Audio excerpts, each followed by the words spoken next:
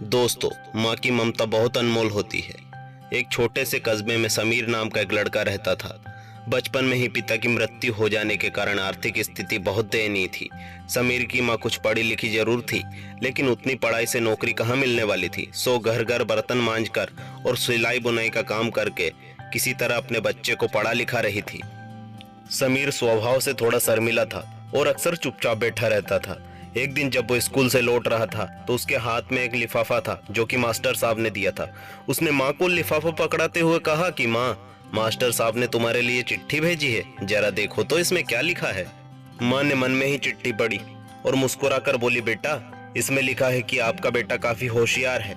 इस स्कूल में बाकी बच्चों की तुलना में इसका दिमाग बहुत तेज है और हमारे पास इसे पढ़ाने लायक शिक्षक नहीं है, इसलिए कल से आप इसे किसी और स्कूल में भेजें।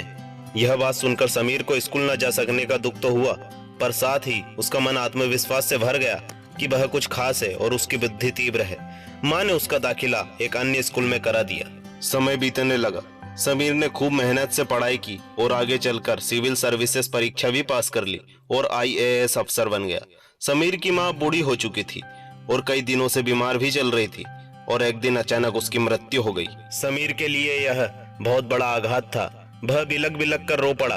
उसे समझ नहीं आ रहा था कि अब वह अपनी माँ के बिना कैसे जिएगा।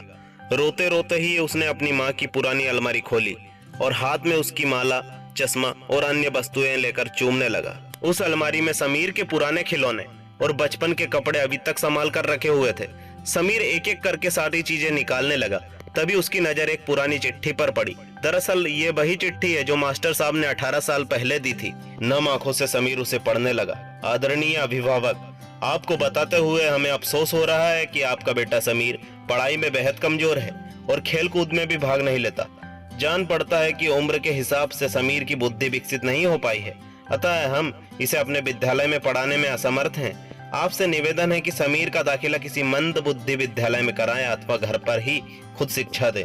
यह पढ़कर समीर मन ही मन सोचने लगा कि माँ ने मुझे उस दिन झूठ बोला था।